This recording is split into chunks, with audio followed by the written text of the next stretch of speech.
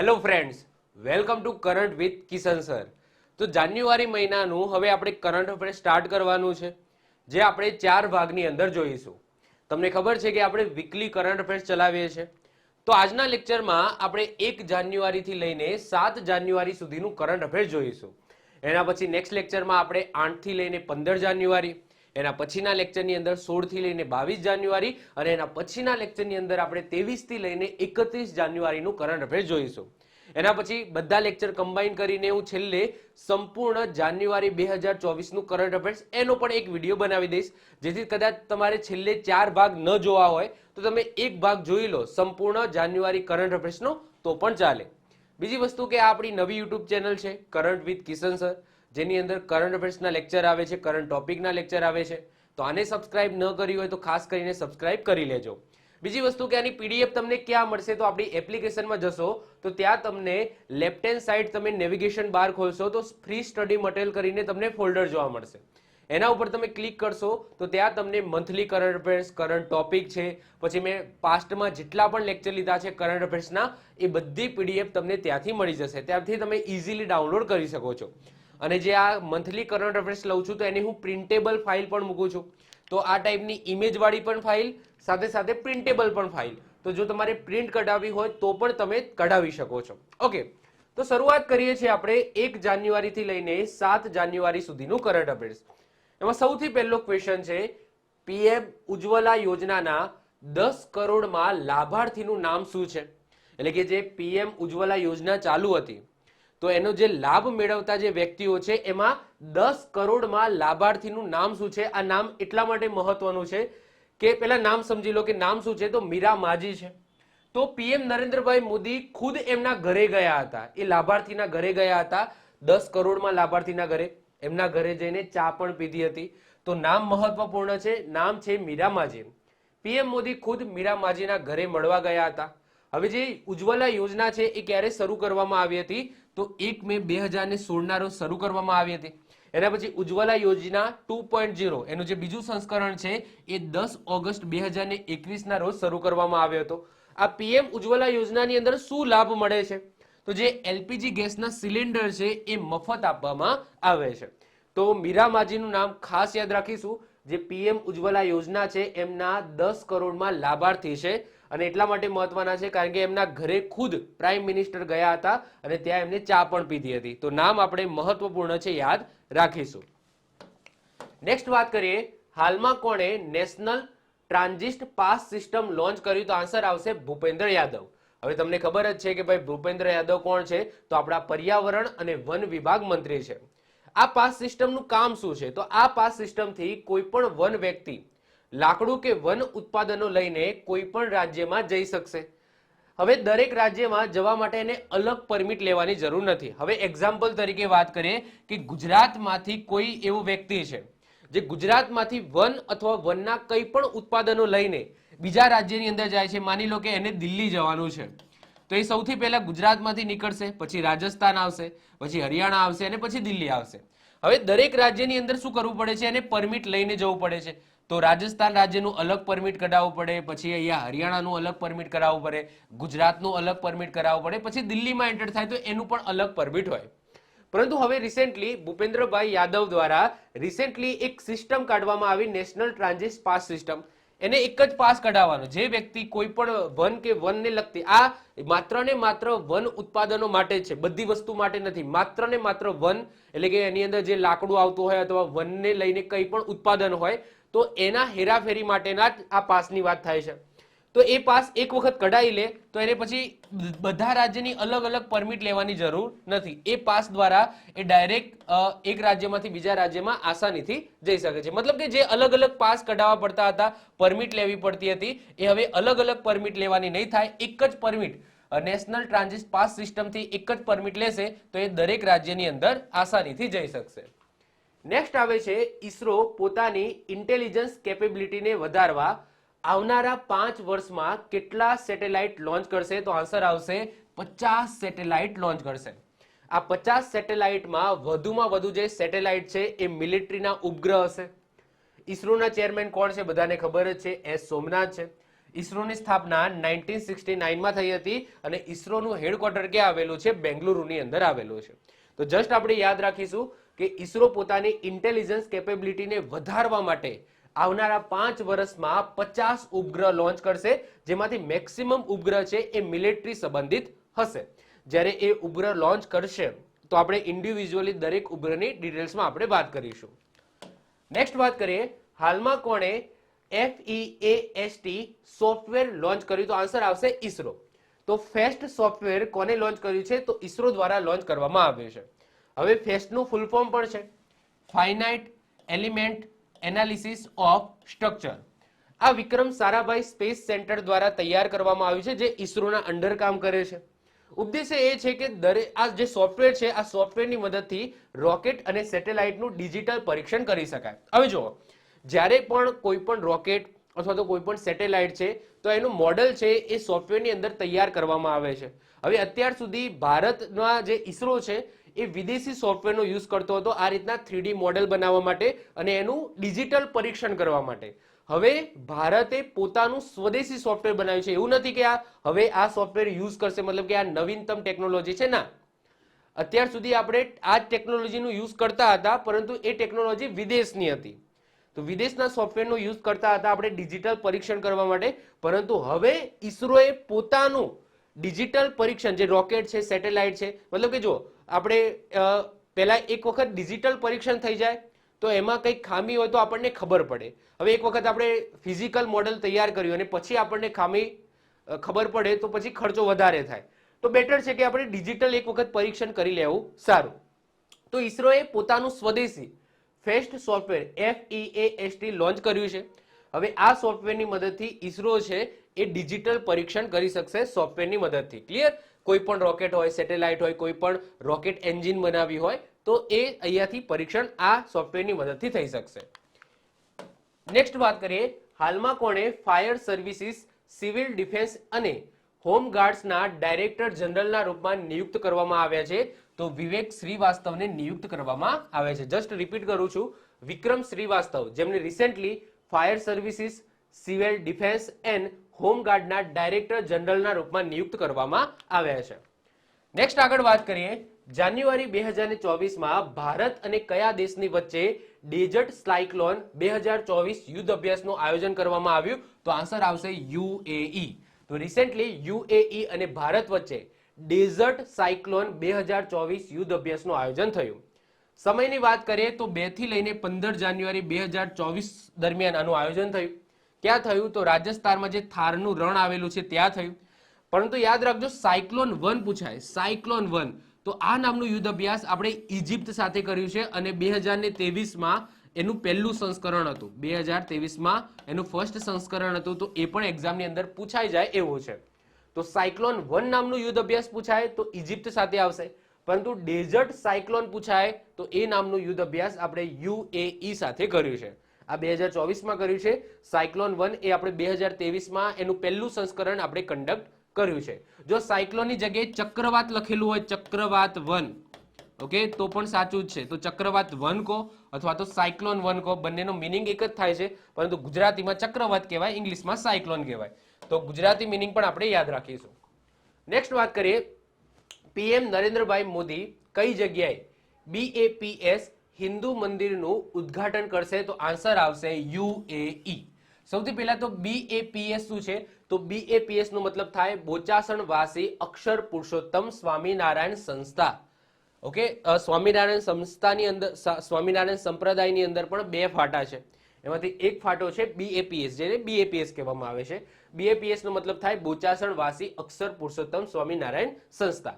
તો એમનું સ્વામિનારાયણ ભગવાનનું મંદિર છે એ UAE ની અંદર બની રહ્યું છે, જેનું ઉદ્ઘાટન PM નરેન્દ્રભાઈ મોદી દ્વારા કરવામાં આવશે. તો મહત્વપૂર્ણ ક્વેશ્ચન છે, યાદ રાખીશું. એક્ઝામની અંદર એવું પણ પૂછાય કે સ્વામિનારાયણ સંપ્રદાયનું મંદિર ભારતની બહાર વિદેશમાં ક્યાં બની રહ્યું છે? તો આન્સર આવશે UAE. નેક્સ્ટ વાત કરીએ, હાલમાં વિશ્વનો બીજા નંબરનો સૌથી વધુ સ્ટીલ ઉત્પાદન કરતો દેશ કયો બન્યો છે? તો આન્સર આવશે ભારત. તો ભારત છે એને એપ્રિલથી લઈએ નવેમ્બરની વાત કરીએ, એપ્રિલ 2023 થી લઈને નવેમ્બર 2023 સુધી 89.711 મેટ્રિક ટન સ્ટીલ ઉત્પાદન કર્યું અને આ સાથે દુનિયાનો બીજા નંબરનો દેશ બન્યો સ્ટીલના ઉત્પાદનમાં. પ્રથમ ક્રમે કોણ છે? તો પ્રથમ ક્રમે છે ચાઇના. તો યાદ રાખીશું કે દુનિયાનો વિશ્વનો સૌથી વધારે સ્ટીલનું ઉત્પાદન કરતો બીજા નંબરનો દેશ આપણો ભારત બની ગયો છે. નેક્સ્ટ વાત કરીએ, હાલમાં 16મા નાણાં પંચ, જેને આપણે ફાઇનાન્સ કમિશન કહીએ છીએ, તો નાણાં પંચ ફાઇનાન્સ કમિશનના અધ્યક્ષ કોને બનાવવામાં આવે છે? મોસ્ટ આઈએમપી ક્વેશ્ચન છે. તો 16મા નાણાં પંચના અધ્યક્ષ કોને બનાવવામાં આવે છે? તો અરવિંદ પનઘડિયાને બનાવવામાં આવે છે. એ જોઈ શકો છો, આ છે અરવિંદ પનઘડિયા. આ સાથે ઋત્વિક રંજનમ પાંડેને 16મા નાણાં પંચના સચિવ સેક્રેટરી બનાવવામાં આવ્યા છે. 16મા નાણાં પંચની વાત કરીએ તો 16મું નાણાં પંચ છે એ 1 એપ્રિલ 2026 થી શરૂ થશે અને 5 વર્ષ સુધી એ લાગુ રહેશે. 15માં એટલે કે અત્યારે જે કરંટ ચાલે છે નાણું પંચ એ 15મું છે. તો અત્યારને એટલે કે 15મા નાણાં પંચના અધ્યક્ષ કોણ છે? તો નંદકિશોર સિંહ છે. તો અત્યારના પૂછાય તો નંદકિશોર સિંહ. અને 16માં એટલે કે આગામી જે 16મું નાણાં પંચ આવશે 1 એપ્રિલ 2026 થી શરૂ થશે આગામી 5 વર્ષ સુધી. તો અધ્યક્ષ કોણ રહેશે? તો અરવિંદ પનઘડિયા રહેશે. તો આ ડિક્લેર કરી દેવામાં આવ્યું છે. તો મહત્વપૂર્ણ ક્વેશ્ચન છે, યાદ રાખીશું. અત્યારના નાણાં પંચનું નામ પણ આપણે યાદ રાખીશું. તો અત્યારે નાણાં પંચના અધ્યક્ષનું નામ પણ આપણે યાદ રાખીશું. ચલો વધીએ આગળ. નેક્સ્ટ વાત કરીએ, જાન્યુઆરી 2024માં FIH નો મતલબ થાય ઇન્ટરનેશનલ હોકી ફેડરેશન. તો FIH 5S હોકી વિશ્વકપ 2024 નું આયોજન ક્યાં થશે? તો આન્સર આવશે ઓમાન. જે પહેલા નંબરનું સંસ્કરણ હશે. તો મહત્વપૂર્ણ છે, યાદ રાખીશું. તો 2024 જાન્યુઆરીમાં FIH 5S હોકી વિશ્વકપ 2024 નું આયોજન ક્યાં થવાનું છે? ઓમાનની અંદર થવાનું છે. જેમાં ભારતીય પુરુષ ટીમના કેપ્ટન કોણ રહેશે? તો સિમરનજીત સિંહ રહેશે. અને ભારતીય મહિલા ટીમના કેપ્ટન કોણ રહેશે? તો રજની ઇતિમારપ્પુ રહેશે. તો નામ પણ આપણે યાદ રાખીશું, કારણ કે FIH 5S હોકી વિશ્વકપ એનું પહેલું સંસ્કરણ આયોજિત થવા જઈ રહ્યું છે ઓમાનની અંદર. તો આપણે પુરુષ ટીમ અને મહિલા ટીમ બંનેના આપણે કેપ્ટન યાદ રાખીશું. તો ભારતીય પુરુષ ટીમના કેપ્ટન છે સિમરનજીત સિંહ અને ભારતીય મહિલા ટીમના કેપ્ટન છે રજની ઇતિમારપ્પુ. ઓકે, વધીએ આગળ. નેક્સ્ટ વાત કરીએ, હાલમાં પાકિસ્તાનની ચૂંટણીમાં પ્રથમવાર હિન્દુ મહિલા દ્વારા નોમિનેશન ભરવામાં આવ્યું છે. તો એમનું નામ શું છે? તો એમનું નામ છે ડોક્ટર શવીરા પ્રકાશ. ક્વેશ્ચન એટલો મહત્વનો નથી લાગતો, પરંતુ જસ્ટ ચર્ચામાં હતું એટલા માટે મેં લઈ લીધું. તો પાકિસ્તાનની ચૂંટણીમાં પ્રથમ વખત હિન્દુ મહિલા દ્વારા પાર્ટિસિપેટ કરવામાં આવ્યું છે, એમને નોમિનેટ કરવામાં આવે છે, એમને એટલે કે એમને ફોર્મ ભર્યું છે, ચૂંટણીમાં ઊભા રહ્યા છે ઉમેદવાર તરીકે. તો એમનું નામ છે ડોક્ટર શવીરા પ્રકાશ. નેક્સ્ટ વાત કરીએ, હાલમાં કૃષિ વિજ્ઞાનમાં યોગદાન બદલ કોણે MS સ્વામીનાથન પુરસ્કાર 2023 થી સન્માનિત કરવામાં આવ્યા? તો આન્સર આવશે BR કંબોજને સન્માનિત કરવામાં આવ્યા છે. કોના હસ્તે આ એવોર્ડ આપવામાં આવ્યો? તો થાવરચંદ ગેહલોત, જે કર્ણાટકના રાજ્યપાલ છે, એમના હસ્તે આ એવોર્ડ એનાયત કરવામાં આવ્યો. BR કંબોજ એ ચૌધરી ચરણસિંહ હરિયાણા કૃષિ વિશ્વવિદ્યાલયના કુલપતિ છે, જેમને રિસેન્ટલી MS સ્વામીનાથન પુરસ્કાર 2023 થી સન્માનિત કરવામાં આવ્યા છે. તો મહત્વપૂર્ણ ક્વેશ્ચન છે, યાદ રાખીશું. નેક્સ્ટ વધીએ છીએ આગળ. હાલમાં પેરામિલિટરી ફોર્સ માટે ઓફિશિયલ કમ્યુનિકેશન અને ડોક્યુમેન્ટ શેર કરવા માટે કઈ એપ્લિકેશન લોન્ચ કરવામાં આવી?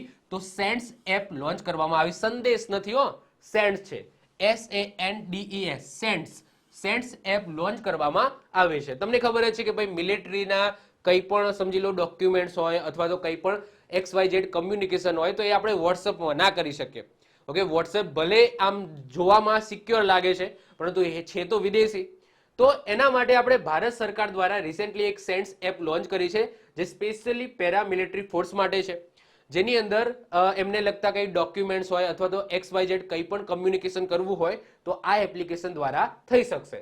તો પેરામિલિટરી ફોર્સ માટે ઓફિશિયલ કમ્યુનિકેશન અને ડોક્યુમેન્ટ શેર કરવા માટે એક એપ્લિકેશન લોન્ચ કરવામાં આવી છે. કોના દ્વારા આ લોન્ચ કરવામાં આવી? તો રાષ્ટ્રીય સૂચના વિજ્ઞાન કેન્દ્ર દ્વારા લોન્ચ કરવામાં આવી છે, બનાવવામાં આવી છે. નામ છે સેન્ડ્સ એપ, SANDES એપ્લિકેશન. ક્લિયર? ચલો વધીએ આગળ. આગળ વાત કરીએ છીએ હાલમાં નેશનલ લીગલ સર્વિસીસ ઓથોરિટી, જેને આપણે નાલસા કહીએ છીએ. તો નાલસાના કાર્યકારી અધ્યક્ષના રૂપમાં કોને ચૂનવામાં આવ્યા છે? તો સંજીવ ખન્નાને ચૂનવામાં આવ્યા છે. સૌથી પહેલા નાલસાનું કાર્ય શું છે? તો એવા ગરીબ લોકો જે લીગલ પ્રોસેસ માટે પૈસા પે નથી કરી શકતા, તો એમને મફત કાનૂની સહાય આપી આ નાલસાનું મેન હેતુ છે, મેન કાર્ય છે. જેમાં અધ્યક્ષ કોણ હોય છે? તો અધ્યક્ષ હોય છે CJI એટલે કે ચીફ જસ્ટિસ ઓફ ઇન્ડિયા, જે અત્યારે કોણ છે? DY ચંદ્રચૂડ છે. નાલસામાં સુપ્રીમ કોર્ટના નાલસાના જે વ્યક્તિ હોય છે, મતલબ કે જે કાર્યકારી અધ્યક્ષ છે, કોને બનાવવામાં આવે છે? તો સુપ્રીમ કોર્ટના બીજા નંબરના વરિષ્ઠ ન્યાયાધીશની નિમણૂક કરવામાં આવે છે આ પદ માટે, જે રિસેન્ટલી કોને આપવામાં આવ્યું છે? સંજીવ ખન્નાને આપવામાં આવ્યું છે. અને અધ્યક્ષ કોણ હોય છે? જો કાર્યકારી અધ્યક્ષ, અને અહીંયા વાત થાય છે અધ્યક્ષની, તો અધ્યક્ષ કોણ હોય છે? CJI હોય છે DY ચંદ્રચૂડ, જે આપણને ખબર જ છે. અને કાર્યકારી અધ્યક્ષ કોને બનાવવામાં આવે છે? સંજીવ ખન્નાને બનાવવામાં આવ્યા છે. નેક્સ્ટ વાત કરીએ, હાલમાં દેશનું પ્રથમ અખિલ ભારતીય બાલિકા સૈનિક સ્કૂલ ક્યાં સ્થાપિત કરવામાં આવ્યું? તો મથુરાની અંદર સ્થાપિત કરવામાં આવ્યું, જેનું ઉદ્ઘાટન કોને કર્યું છે? તો આપણા કેન્દ્રીય રક્ષા મંત્રી છે રાજનાથસિંહ, તો એમના હસ્તે આનું ઉદ્ઘાટન કરવામાં આવ્યું છે. એકચ્યુઅલી આ સ્કૂલનું નામ જોવા જઈએ તો આ સ્કૂલનું નામ તમે એ જોઈ શકો છો, તો સંવિદ ગુરુકુલમ ગર્લ્સ સૈનિક સ્કૂલ આ નામ છે, એ દેખાય છે. ઓકે, એ તમે જોઈ શકો છો. તો રિસેન્ટલી યુપીના મથુરાની અંદર દેશનું પહેલું, ભારત દેશનું પહેલું અખિલ ભારતીય બાલિકા સૈનિક સ્કૂલ સ્થાપિત કરવામાં આવ્યું છે, એનું ઉદ્ઘાટન કરવામાં આવ્યું છે. અને ઉદ્ઘાટન કોને કર્યું છે? આપણા કેન્દ્રીય રક્ષા મંત્રી છે રાજનાથસિંહ, એમના હસ્તે કરવામાં આવ્યું છે. નેક્સ્ટ આગળ વાત કરીએ, હાલમાં DRDO ના સ્થાપના દિવસ, મતલબ કે DRDO નો સ્થાપના દિવસ ક્યારે મનાવવામાં આવ્યો? તો 1 જાન્યુઆરીએ મનાવવામાં આવ્યો. દર 1 જાન્યુઆરીએ આપણે DRDO નો સ્થાપના દિવસ મનાવીએ છીએ. અને આ વર્ષે એટલે કે 2024ની 1 જાન્યુઆરીએ DRDO નો કયા નંબરનો સ્થાપના દિવસ મનાવ્યો? તો યાદ રાખીશું, 66મો સ્થાપના દિવસ મનાવ્યો. Okay, DRDO celebrate its 66 foundation day. Okay, વધીએ આગળ. નેક્સ્ટ વાત કરીએ, હાલમાં ફેલ્કન 9 રોકેટથી લોન્ચ થનાર ભારતનું પ્રથમ ઉપગ્રહ કયું છે? તો આન્સર આવશે GSAT-20.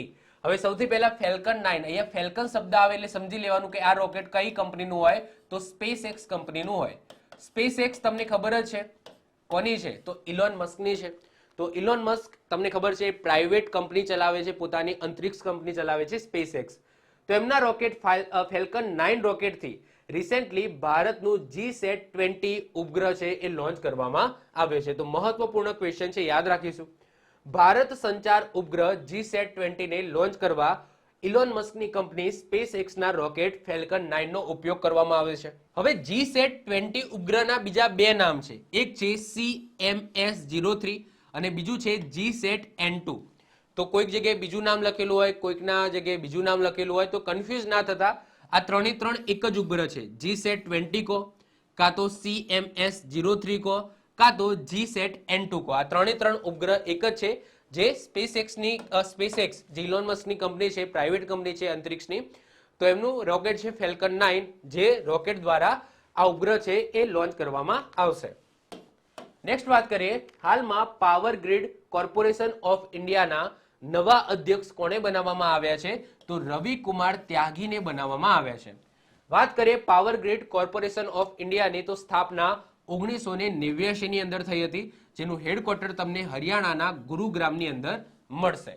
તો જસ્ટ આપણે યાદ રાખીશું વન લાઇનરમાં, પાવર ગ્રીડ કોર્પોરેશન ઓફ ઇન્ડિયાના નવા અધ્યક્ષ કોણ બન્યા છે?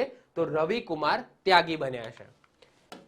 નેક્સ્ટ વધીએ આગળ, હાલમાં બેટી બચાઓ બેટી પઢાઓના બ્રાન્ડ એમ્બેસેડર કોને બનાવવામાં આવ્યા છે? તો પિંકીને બનાવવામાં આવ્યા છે. હવે પિંકી કોણ છે? પિંકી જે જન્મજાત એમનો એક હોઠ છે, ઓકે, એમની અંદર કંઈક પ્રોબ્લેમ હતો, જેમના ઉપર એક મૂવી પણ બનેલી છે સ્માઇલ કરીને. તો બેટી બચાઓ બેટી પઢાઓ અભિયાન, જેની શરૂઆત 22 જાન્યુઆરી 2015 હરિયાણાથી થઈ હતી, તો એમના બ્રાન્ડ એમ્બેસેડર, આ જે અભિયાન છે એના બ્રાન્ડ એમ્બેસેડર પિંકીને બનાવવામાં આવ્યા છે. એમના ઉપર મૂવી પણ બનેલી છે સ્માઇલ કરીને. તો જસ્ટ આપણે યાદ રાખીશું, મોસ્ટ આઈએમપી ક્વેશ્ચન છે, બેટી બચાઓ બેટી પઢાઓના નવા બ્રાન્ડ એમ્બેસેડર કોને બનાવવામાં આવે છે? પિંકીને બનાવવામાં આવ્યા છે. આગળ વાત કરીએ, હાલમાં વિશ્વ બ્રેલ દિવસ ક્યારે મનાવવામાં આવ્યો? તો 4 જાન્યુઆરીએ મનાવવામાં આવ્યો. હવે બ્રેલ લિપિ તમને ખબર જ હશે કે જે અંધ લોકો છે એ અંધ લોકોને વાંચવા માટેની બ્રેલ લિપિ આવે છે, જેમાં જે ટપકા હોય છે એ ઉપસેલા હોય છે, જેને અડીને જે અંધ લોકો છે એ વાંચી શકે છે. તો એ દિવસ વિશ્વ બ્રેલ દિવસ મનાવવામાં આવે છે 4 જાન્યુઆરીએ, અને આ વખતે થીમ રાખવામાં આવી reaching the blind and visually impaired. તો જસ્ટ આપણે યાદ રાખીશું, રિસેન્ટલી જે 4 જાન્યુઆરી ગઈ એમાં વિશ્વ બ્રેલ દિવસ મનાવવામાં આવ્યો, જેની થીમ રાખવામાં આવી reaching the blind and visually impaired. Next વાત કરીએ આગળ. હાલમાં પીએમ વિશ્વકર્મા યોજનાને લાગુ કરનાર પ્રથમ યુટી એટલે કે યુનિયન ટેરેટરી કેન્દ્ર શાસિત પ્રદેશ કયું બન્યું છે? તો આન્સર આવશે જમ્મુ કાશ્મીર. હવે આ પીએમ વિશ્વકર્મા યોજના બહુ જ સરસ યોજના છે. વાત કરીએ આપણે પીએમ વિશ્વકર્મા યોજનાની, તો પીએમ નરેન્દ્રભાઈ મોદી દ્વારા 17 સપ્ટેમ્બર 2023 ના રોજ આ યોજના શરૂ કરી હતી. જે કેન્દ્રીય બજેટ આવ્યું હતું એ કેન્દ્રીય બજેટની અંદર પણ આ યોજનાની વાત કરવામાં આવી હતી. આ યોજનાનો હેતુ એ છે સન્માન, સામર્થ્ય અને સમૃદ્ધિ. આ મેન ટેગલાઇન તમે કહી શકો છો. આ યોજના અંતર્ગત કોઈ પણ વ્યક્તિ હોય, એક્ઝામ્પલ તરીકે મારી વાત કરું, હું બેરોજગાર છું, એક્ઝામ્પલ તરીકે માની લો, તો મને કંઈક કરવું હોય, મારે રોજગાર મેળવવો હોય પણ મને કંઈ આવડતું નથી, તો સૌથી પહેલા આ યોજના અંતર્ગત મને ટ્રેનિંગ આપવામાં આવશે. હવે એ ટ્રેનિંગ મારે જેની લેવી હોય એની લઈ શકું છું. સમજી લો દરજી કામ છે, સુથાર કામ છે, અથવા તો કંઈ પણ માની લો કે ઘર ચણવાનું છે, XYZ જે પણ મારે શીખવું હોય આ યોજના અંતર્ગત હું શીખી શકું છું. અને જ્યારે હું શીખતો હોઈશ ત્યારે મને પર ડે ના 500 રૂપિયા તો મળશે. હું શીખતો હોઉં ત્યારે પણ મળશે. તો મફત કૌશલ પરીક્ષણ આપવામાં આવશે અને 500 રૂપિયા ટ્રેનિંગ દરમિયાન રોજગાર મળશે. એના પછી જ્યારે મારી ટ્રેનિંગ પૂરી થઈ જશે એના પછી 15,000ની ટૂલ કિટ પણ આપવામાં આવશે. એક્ઝામ્પલ તરીકે વાત કરીએ કે ઘર ચણવાની મેં ટ્રેનિંગ લીધી, તો એના પછી ઘર ચણવા માટે જે પણ જરૂરી સાધનો હોય, બેઝિક સાધનો હોય, તો એ સાધનોની ટૂલ કિટ પણ આપવામાં આવશે. કોઈ દરજી કામ કરતું હોય તો એનું જે સિલાઈ મશીન છે એ આપવામાં આવશે. કોઈ સુથાર કામ કરતું હોય તો સુથાર કામના હથિયાર છે એ આપવામાં આવશે. તો 15,000ની ટૂલ કિટ આપવામાં આવશે. અને એના પછી સમજી લો કોઈને દુકાન નાખવી હોય, XYZ માની લો કે કોઈ સિલાઈ મશીનનું શીખ્યો તો એને દુકાન નાખવી પડશે, તો એ દુકાન નાખવા માટે 3 લાખ રૂપિયા સુધીની લોન પણ આપવામાં આવશે, જે પાછી ચૂકવવાની રહેશે બહુ ઓછા વ્યાજના દરે. તો આ સરસ મજાની યોજના છે જે રિસેન્ટલી જમ્મુ કાશ્મીર યુનિયન ટેરિટરીની અંદર પણ શરૂ થઈ ગઈ છે. ઓકે, યાદ રાખીશું. નેક્સ્ટ વાત કરીએ મોસ્ટ આઈએમપી ક્વેશ્ચન. હાલમાં કયા રાજ્યમાં વર્ષના પ્રથમ દિવસે એટલે કે 1 જાન્યુઆરી 2024 ની વાત થઈ રહી છે, 50,000 વ્યક્તિઓએ સૂર્ય નમસ્કાર કરીને વિશ્વ રેકોર્ડ બનાવ્યો છે? તો આન્સર આવશે આપણું ગુજરાત. ગુજરાતની અંદર મહેસાણા જિલ્લાની અંદર તમને ખબર જ છે મોઢેરાનું સૂર્ય મંદિર આવેલું છે, જેના ઉપરથી કર્કવૃત રેખા પસાર થાય છે. તો એવા સૂર્ય મંદિર પાસે સૂર્ય નમસ્કારની પ્રાણ પ્રતિષ્ઠાનું આયોજન કરવામાં આવ્યું અને ત્યાં મેન ફંક્શન હતું. પરંતુ ગુજરાતમાં ઠેર ઠેર સૂર્ય નમસ્કારનું આયોજન થયું અને એક જ દિવસમાં એટલે કે પહેલા જ દિવસ 1 જાન્યુઆરી 2024 ના રોજ ગુજરાતમાં અલગ અલગ 108 સ્થળોએ સૂર્ય નમસ્કાર કરવામાં આવ્યા અને એક સાથે 50,000 વ્યક્તિઓએ એક સાથે સૂર્ય નમસ્કાર કરીને ગ્રીનિસ વિશ્વ રેકોર્ડ બનાવ્યો છે. તો મહત્વપૂર્ણ ક્વેશ્ચન છે, એ તમે જોઈ શકો છો, સર્ટિફિકેટ પણ છે. The most people performing Surya Namaskar okay simultaneously multiple venues was achieving by the Gujarat state Yoga boards. અહીંયા તમે જોઈ શકો છો, આ છે આપણું સૂર્ય મંદિર. અહીંયા તમે જોઈ શકો આપણા સીએમ છે ભૂપેન્દ્ર પટેલ. ઓકે, તો જસ્ટ આપણે યાદ રાખીશું. ઓકે, બધાને ખબર જ હશે. ચલો વધીએ આગળ. નેક્સ્ટ વાત કરીએ. હાલમાં ધ બાબરી મસ્જિદ રામ મંદિર ડિલેમા નામનું પુસ્તક કોણે લખ્યું છે? તો આન્સર આવશે માધવ ગોડબોલે દ્વારા લખવામાં આવે છે. તો અત્યારે તમને ખબર છે રામ મંદિર જેમની પ્રાણ પ્રતિષ્ઠા થઈ ગઈ છે આપણા રામલલ્લાની, તો ચર્ચામાં છે. તો કદાચ આ ટાઈપનું પુસ્તક જે રિસેન્ટલી લોન્ચ થયું છે ચર્ચામાં છે, તો એક્ઝામની અંદર પૂછાઈ જાય. ધ બાબરી મસ્જિદ રામ મંદિર ડિલેમા આ નામનું પુસ્તક લખ્યું છે માધવ ગોડબોલે દ્વારા. નેક્સ્ટ વાત કરીએ. હાલમાં ભારતીય નૌસેનાના ઉપપ્રમુખ કોને બનાવવામાં આવે છે? મોસ્ટ આઈએમપી ક્વેશ્ચન છે. આન્સર આવશે દિનેશ કે ત્રિપાઠીને બનાવવામાં આવે છે. નૌસેના પ્રમુખ કોણ છે? તો આર હરિકુમાર છે, બધાને ખબર છે. આપણે નૌસેના દિવસ ક્યારે મનાવીએ છીએ? 4 ડિસેમ્બરે મનાવીએ છીએ. અને રિસેન્ટલી નૌસેનાના ઉપપ્રમુખ કોને બનાવવામાં આવ્યા છે? તો દિનેશ કે ત્રિપાઠીને બનાવવામાં આવ્યા છે. વધીએ આગળ વાત કરીએ. હાલમાં ઈ કોમર્સ સ્ટાર્ટઅપ ઓપડોર ઓપડોર કોણે લોન્ચ કરી? તો આન્સર આવશે બિની બંસલ દ્વારા લોન્ચ કરવામાં આવે છે. ફ્લિપકાર્ટનું નામ તો તમે સાંભળ્યું જ હશે. તો આ ફ્લિપકાર્ટ છે એની સ્થાપના તમે કહી શકો, અથવા તો ફ્લિપકાર્ટ જે કંપની હતી એના ઓનર કોણ હતા? તો બિની બંસલ હતા. પછી તમને ખબર છે કે આ ફ્લિપકાર્ટ છે એ વોલમાર્ટને સેલ કરી નાખ્યું હતું. તો અત્યારે ફ્લિપકાર્ટ છે એ વોલમાર્ટ સંભાળે છે, મતલબ કે વોલમાર્ટની ઓનરશિપ છે.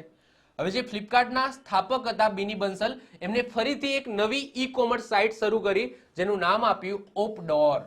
તો ઓપડોર નામની ઈ કોમર્સ સ્ટાર્ટઅપ રિસેન્ટલી કોને લોન્ચ કરી છે? તો બિની બંસલ દ્વારા લોન્ચ કરવામાં આવે છે. એમના જોડે તો એક્સપિરિયન્સ પણ છે. ઓકે, હાલમાં ભારતીય રાષ્ટ્રીય સહકારી ડેરી મહાસંઘના મુખ્યાલયની આધારશિલા ક્યાં મૂકવામાં આવી? તો ગુજરાતના આણંદમાં મૂકવામાં આવી. કોના હસ્તે મૂકવામાં આવી? તો બધાને ખબર જ છે, આવ્યા હતા આપણા કેન્દ્રીય ગૃહમંત્રી અમિત શાહ.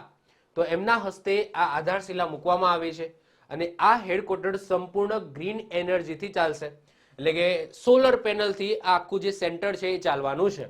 તો જસ્ટ આપણે યાદ રાખીશું, ભારતીય રાષ્ટ્રીય સહકારી ડેરી મહાસંઘના મુખ્યાલયની આધારશિલા કોને મૂકી છે? તો યાદ રાખીશું કોને મૂકી છે? તો અમિત શાહ, આપણા કેન્દ્રીય હોમ મિનિસ્ટર છે અમિત શાહ, એમના હસ્તે મૂકવામાં આવી છે. અને ક્યાં મૂકી છે? તો ગુજરાતના આણંદની અંદર મૂકી છે. નેક્સ્ટ વાત કરીએ, હાલમાં જારી રિપોર્ટ અનુસાર સૌથી વધારે સાયબર ક્રાઇમ મુદ્દામાં કયું રાજ્ય ટોપ ઉપર છે? તો તેલંગાણા ટોપ ઉપર છે, જેને આપણે ડિજિટલ ક્રાઇમ કહીએ છીએ. જ્યારે મહારાષ્ટ્ર છે એ ફેક પ્રોફાઇલના સ્થાને પ્રથમ સ્થાને છે, અને બિહાર છે એ એટીએમ ફ્રોડની અંદર પ્રથમ સ્થાને છે. તો રિસેન્ટલી સાયબર ક્રાઇમના એક રિપોર્ટ બહાર પાડવામાં આવી, જેમાં સૌથી વધારે સાયબર ક્રાઇમ, એટલે કે જે ઓનલાઈન તમે ક્રાઇમ કહી શકો, એ સૌથી વધારે તેલંગાણાની અંદર થાય છે. પછી ફેક પ્રોફાઇલ થઈને જે ક્રાઇમ થાય છે એ સૌથી વધારે મહારાષ્ટ્રની અંદર થાય છે. અને એટીએમ ને લઈને જે ફ્રોડ છે એ સૌથી વધારે બિહારની અંદર થાય છે. નેક્સ્ટ વાત કરીએ, હાલમાં શિક્ષા મંત્રાલય દ્વારા પ્રેરણા એક અનુભવાત્મક શિક્ષણ કાર્યક્રમ ક્યાંથી શરૂ કરવામાં આવ્યો? તો આન્સર આવશે આપણા ગુજરાતથી શરૂ કરવામાં આવ્યો છે. એ તમે જોઈ શકો છો. પ્રેરણા, મેન એનું નામ છે, ટાઇટલ છે પ્રેરણા. પછી આગળ જોઈએ તો એક અનુભવાત્મક જ્ઞાન કાર્યક્રમ, એટલે કે શિક્ષણ કાર્યક્રમ અહીંયા તમે જોઈ શકો છો. આ કાર્યક્રમ ગુજરાતના મહેસાણા જિલ્લાના વડનગર ગામમાં આવેલ વર્નાકુલર સ્કૂલથી શરૂ કરવામાં આવ્યો. આપણા કેન્દ્રીય શિક્ષા મંત્રી કોણ છે? તો બધાને ખબર જ છે, ધર્મેન્દ્ર પ્રધાન છે. આ કાર્યક્રમ માટે 9 થી 12 ધોરણના બાળકોને પ્રેક્ટિકલ જ્ઞાન આપવામાં આવશે. એમાં નક્કી કરવામાં આવ્યું છે કે દર અઠવાડિયે, મતલબ કે આ જે ટ્રેનિંગ છે, મતલબ કે તમે સમજી શકો કે એક સ્ટુડન્ટને 7 દિવસ સુધી આ પ્રેક્ટિકલ નોલેજ આપવામાં આવશે. જો સ્કૂલની અંદર ચોપડીમાં જે છે એ વંચાઈ દે છે, પરંતુ સ્ટુડન્ટ જોડે પ્રેક્ટિકલ નોલેજ નથી હોતું. તો આ જે ઉદ્દેશ્ય એ જ છે કે આ જે પ્રેરણાનો, કે બાળકોને પ્રેક્ટિકલ નોલેજ મળે. તો એ પ્રોગ્રામ એક બાળકને 7 દિવસ સુધી આપવામાં આવશે, એટલે કે 7 દિવસના તમે કહી શકો સ્લોટ હશે. તો માની લો કે 9મા ધોરણ છે, તો 9મા ધોરણમાંથી માની લો કે 50 સ્ટુડન્ટોને લીધા, એમને 7 દિવસ સુધી આ ટ્રેનિંગ અથવા તો પ્રેક્ટિકલ નોલેજ છે એ આપવામાં આવશે. 7 દિવસ પછી બીજા સ્ટુડન્ટોનો વારો, એટલે કે 1 બાય 1 બધા સ્ટુડન્ટોને 9માંથી લઈને 12મા ધોરણના બધા સ્ટુડન્ટોને આ રીતના પ્રેક્ટિકલ જ્ઞાન આપવામાં આવશે. આ મેન હેતુ છે. નેક્સ્ટ વાત કરીએ, હાલમાં અખિલ ભારતીય રબર ઉદ્યોગ સંઘના નવા અધ્યક્ષ કોને બનાવવામાં આવ્યા છે? તો શશી સિંહને બનાવવામાં આવ્યા છે. વાત કરીએ અખિલ ભારતીય રબર ઉદ્યોગની, જેની સ્થાપના 1945માં થઈ હતી, અને હમણાં સુધી અધ્યક્ષ કોણ હતા? તો રમેશ કેજરીવાલ હતા. હવે રમેશ કેજરીવાલની જગ્યાએ કોણ આવી ગયું છે? તો શશી સિંહ આવી ગયા છે. તો જસ્ટ આપણે વન લાઇનરમાં યાદ રાખીશું, અખિલ ભારતીય રબર ઉદ્યોગ સંઘના નવા અધ્યક્ષ કોણ બન્યા છે? શશી સિંહ બન્યા છે. નેક્સ્ટ વાત કરીએ, હિમાલય ચિત્તાને કયા દેશના રાષ્ટ્રીય પ્રતીક તરીકે ઘોષિત કરવામાં આવ્યું છે? તો કિર્ગિસ્તાન. તો આ રિસેન્ટલી કરવામાં આવ્યું છે. તો જે વનરક્ષક, જે ફોરેસ્ટ ગાર્ડની તૈયારી કરે છે, એમના માટે મહત્વપૂર્ણ ક્વેશ્ચન છે. તો રિસેન્ટલી હિમાલય ચિત્તાને કયા દેશના રાષ્ટ્રીય પ્રતીક તરીકે ઘોષિત કરવામાં આવ્યું છે? તો કિર્ગિસ્તાન. અને આ જે હિમાલય ચિત્તા છે એનું વૈજ્ઞાનિક નામ, સાયન્ટિફિક નેમ શું છે? તો પેન્થેરા યુન્સિયા. ઓકે, એવું કંઈક નામ છે, તમે જોઈ લેજો. તો પેન્થેરા યુન્સિયા નામ છે, વૈજ્ઞાનિક નામ છે હિમાલય ચિત્તાનું, જેને કિર્ગિસ્તાન દેશના રાષ્ટ્રીય પ્રતીક તરીકે ઘોષિત કરવામાં આવ્યું છે. નેક્સ્ટ વાત કરીએ, હાલમાં કયા રાજ્યની સિમલીપાઈ કાઈ ચટણીને જીઆઈ ટેગ મળ્યો? તો આન્સર આવશે ઓડિશા. હવે આ ચટણી એકચ્યુઅલી ક્યાંથી બને છે ખબર છે? આ જે કીડી છે, આ કીડીને મસળીને ચટણી બનાવવામાં આવે છે. બોલો લોકો શું શું કરે છે. અને આનો એકચ્યુઅલી મેં વિડીયો પણ જોયો છે યુટ્યુબ ઉપર, તમે જોશો સિમલીપાઈ કાઈ ચટણી. એકચ્યુઅલી આખો તો હું વિડીયો જોઈ ના શક્યો, પરંતુ જસ્ટ મારે જોવું હતું કે એકચ્યુઅલી કઈ રીતના બને છે. તો આ જે કીડીઓ છે, આ કીડીઓમાંથી આ ચટણી બનાવવામાં આવે છે. અને પાછા એમ પણ એવું કહે છે કે આનો ટેસ્ટ જોરદાર છે. ઓકે, અને પછી એમ પણ કહે છે કે ભાઈ આ બહુ ગુણદાયી છે. ઓકે, કીડીઓને મારીને આપણે ગુણદાયી થઈને શું કરવું છે? તો કયા રાજ્યની છે? તો ઓડિશા રાજ્યની સિમલીપાઈ કાઈ ચટણીને જીઆઈ ટેગ આપવામાં આવ્યો છે, જે લાલ કીડીથી બનાવવામાં આવે છે આ ચટણી. ચલો વધીએ આગળ. નેક્સ્ટ વાત કરીએ. હાલમાં દેશમાં પ્રથમવાર મોસ્ટ આઈએમપી ક્વેશ્ચન છે, મલ્ટી સ્પોર્ટ બીચ ગેમ્સ ક્યાં શરૂ કરવામાં આવી? તો દીવ. દીવ તો તમને ખબર જ છે. તો આપણા ગુજરાતના જસ્ટ બાજુમાં આવેલો એક આઇલેન્ડ દીવ, જે કેન્દ્ર શાસિત પ્રદેશ છે, યુનિયન ટેરિટરી છે, ત્યાં પહેલી વખત, ઇવન ત્યાં નહીં દેશની અંદર પહેલી વખત મલ્ટી સ્પોર્ટ બીચ ગેમ્સનું આયોજન થયું. દીવના સુંદર, અહીંયા નામ પણ, એ દરિયા કિનારાનું નામ પણ આપણે યાદ રાખીશું. દીવની અંદર સુંદર ઘોઘલા, સુંદર ઘોઘલા કરીને ત્યાં દરિયા કિનારો છે, બીચ છે, ત્યાંનું આયોજન થયું. 4 થી લઈને 11 જાન્યુઆરી સુધી આનું આયોજન થયું. આમાં કોને પાર્ટિસિપેટ કરવાનું હતું? તો 21 વર્ષથી ઓછી વયના જે ખેલાડીઓ છે એમને જ આની અંદર ભાગ લેવાનો હતો, જેની અંદર ટોટલ 8 ગેમ હશે જુદી જુદી, જે રસ્સા ખેંચ હતી, પછી આ રીતના બીચની આજુબાજુ જે રમાતી ગેમ્સ હોય, તો એનું આયોજન અહીંયા કરવામાં આવ્યું હતું. અને આ દેશની અંદર પહેલી વખત કરવામાં આવ્યું દીવની અંદર. એટલા માટે ક્વેશ્ચન મહત્વપૂર્ણ છે, યાદ રાખીશું. નેક્સ્ટ વાત કરીએ. હાલમાં ભારત દુનિયાની સૌથી મોટી રેડિયો ટેલિસ્કોપ પરિયોજના, જેનું નામ છે SKAO, તો SKAO માં સામેલ થયું. તો આ SKAO ની સ્થાપના ક્યાં થશે? તો ઓસ્ટ્રેલિયા અને સાઉથ આફ્રિકાની અંદર થવાની છે. હવે એકચ્યુઅલી પહેલા શું છે એ સમજી લો. તો જો અહીંયા તમને દેખાય છે, તો જુદા જુદા ટાવર છે, અને આ જુદા જુદા ટાવરને ભેગા કરીને એક ટેલિસ્કોપ બનાવવામાં આવશે. અને આ ટેલિસ્કોપથી જે ખગોળીય વસ્તુઓ છે એનું સંશોધન કરવામાં આવશે, કંઈક પરીક્ષણ કરવામાં આવશે, કંઈક શોધખોળ કરવામાં આવશે. તો અહીંયા તમે જોઈ શકો છો, તો આને નામ આપવામાં આવે છે રેડિયો ટેલિસ્કોપ પરિયોજના, SKAO. તો SKAO આ પરિયોજના તમે નામ કહી શકો છો, રેડિયો ટેલિસ્કોપ પરિયોજના, જેની અંદર રિસેન્ટલી ભારત સામેલ થયું છે. પરંતુ આ પરિયોજના એ ભારતની અંદર નથી બનવાની. ઓકે, આ ક્યાં બનવાની છે? તો ઓસ્ટ્રેલિયા અને સાઉથ આફ્રિકામાં. તો SKAO એનું નામ શું છે? તો સ્ક્વેર કિલોમીટર એરે ઓબ્ઝર્વેટરી. તો સ્ક્વેર કિલોમીટર એરે ઓબ્ઝર્વેટરી આ SKAO નું ફૂલ ફોર્મ છે. અહીં દેશમાં હજારો એન્ટેના લગાવવામાં આવશે, જે એકબીજા સાથે જોડાઈને રેડિયો ટેલિસ્કોપ જેવું કામ કરશે. જેનું હેડક્વાર્ટર, આ જે SKAO છે એનું હેડક્વાર્ટર ક્યાં રહેશે? બ્રિટનમાં રહેશે. પરંતુ આ ક્યાં લગાવવામાં આવશે આ બધા ટાવરો? તો 2 દેશો ઓસ્ટ્રેલિયા અને સાઉથ આફ્રિકામાં લગાવવામાં આવશે. આ બધા ટાવરો છે એ એકબીજા સાથે આ રીતના કનેક્ટેડ હશે, અને એક મોટું ટેલિસ્કોપ હોય એવું કંઈક કામ કરશે આ SKAO. ક્લિયર? ચલો વધીએ આગળ. જસ્ટ આપણે સામેલ થયા છે એટલા માટે આ ક્વેશ્ચન આવ્યો છે. નેક્સ્ટ વાત કરીએ. હાલમાં ગૃહમંત્રી અમિત શાહ દ્વારા કયું પોર્ટલ લોન્ચ કરવામાં આવ્યું? તો તુવેરદાર ખરીદ પોર્ટલ લોન્ચ કરવામાં આવ્યું. આનું કામ એ જ છે કે ખેડૂતો છે એ પોતાની તુવેર દાળ છે એ ઓનલાઈન વેચી શકે છે, અને એમના જે પૈસા છે તુવેરદારના પૈસા એ ઓનલાઈન જ પોતાના ખાતાની અંદર આવી જશે. તો સરસ મજાનું પોર્ટલ છે, recently home minister Amit Shah દ્વારા લોન્ચ કરવામાં આવ્યું છે. તુવેરદાર ખરીદ પોર્ટલ નામ છે પોર્ટલનું. આ પોર્ટલ દ્વારા ખેડૂતો પોતાની તુવેર દાળ ઓનલાઈન વેચી શકશે, અને પેમેન્ટ છે એ પોતાના ખાતામાં જમા થઈ જશે. તો જસ્ટ આપણે યાદ રાખીશું. નેક્સ્ટ વાત કરીએ. હાલમાં પ્યુબિટી એથ્લીટ્સ ઓફ ધ યર 2023 માટે કોને નામાંકિત કરવામાં આવ્યા છે? તો વિરાટ કોહલીને નામાંકિત કરવામાં આવ્યા છે. તો રિસેન્ટલી એક પોલ છે એ જનરેટ કરવામાં આવ્યો કે ભાઈ આમાં સૌથી પ્યુબિટી એથ્લીટ ઓફ ધ યર કોને ચૂનવા છે? તો એમાં 22% વોટ છે એ લિયોનેલ મેસી, જે ફૂટબોલ પ્લેયર છે બધાને ખબર છે, એમને મળ્યો. અને 78% આપણા ક્રિકેટર વિરાટ કોહલીને મળ્યા છે. તો 78% વિરાટ કોહલીને તો એ વિજેતા બને છે. તો પ્યુબિટી એથ્લીટ ઓફ ધ યર 2023 કોને ચૂનવામાં આવ્યા છે?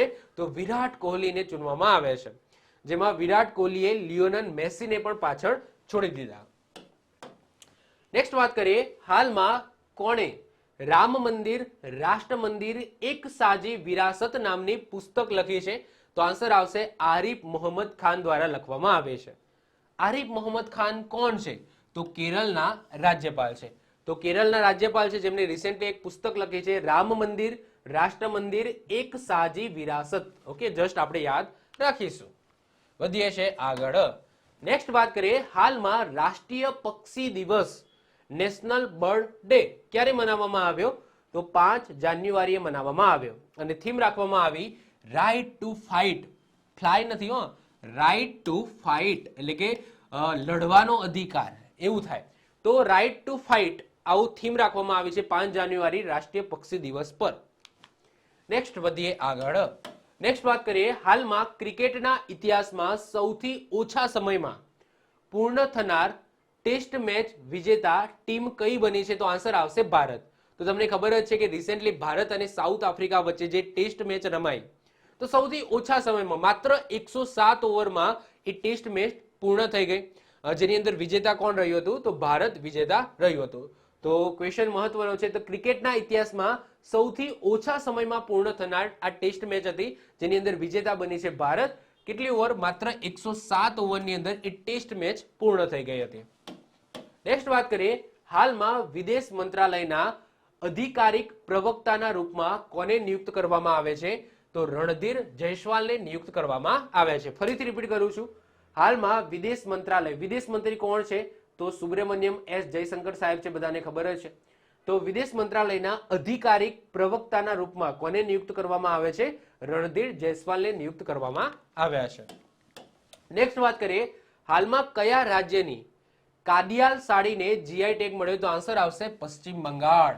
તો રિસેન્ટલી 2024ની જ વાત કરીએ તો જાન્યુઆરી 2024માં પશ્ચિમ બંગાળના 5 ઉત્પાદનોને જીઆઈ ટેગ આપવામાં આવે છે, જેમાં તો 3 સાડી જ છે. તો એક તો કાડિયાલ સાડી, તમે એ જોઈ શકો છો, આ છે કાડિયાલ સાડી. એના પછી એ તમે જોઈ શકો છો ગોરોડ સાડી છે, અને ત્રીજી છે તંગેલ સાડી. તો આ 3 તો સાડીઓ છે. આ સિવાય કાળા નુનિયા ચોખા અને સુંદરવન મધ, આ 5 જે ઉત્પાદનો છે, સુંદરવન મધ, કાળા નુનિયા ચોખા, પછી ટંગેલ સાડી, ઘોરાડ સાડી અને કાડિયાલ સાડી, જેને રિસેન્ટલી જીઆઈ ટેગ આપવામાં આવ્યો છે. તો આ સાથે 1 જાન્યુઆરીથી લઈને 7 જાન્યુઆરી સુધીનું જેટલું પણ કરંટ અફેર્સ બનતું હતું એ આજના લેક્ચરની અંદર આપણે કવર કરી લીધું. આઈ હોપ સો તમને વિડીયો ગમ્યો હશે. વિડીયો ગમ્યો હોય તો વિડીયોને લાઈક કરી દો, મિત્રો સાથે શેર કરી દો. જો તમે આ ચેનલ ઉપર નવા હો તો ચેનલને સબસ્ક્રાઇબ કરી લો, અને સબસ્ક્રાઇબ કરીને બાજુમાં બેલ આઇકન હશે એને પણ દબાવી દેજો, જેથી કોઈ નવો વિડીયો અપલોડ કરું તેની નોટિફિકેશન તમને મળતી રહે અને તમારો કોઈ પણ વિડીયો મિસ ના થાય. તો મળીશું નેક્સ્ટ લેક્ચરમાં. બાય, ઓલ ધ બેસ્ટ, જય હિન્દ, જય ભારત.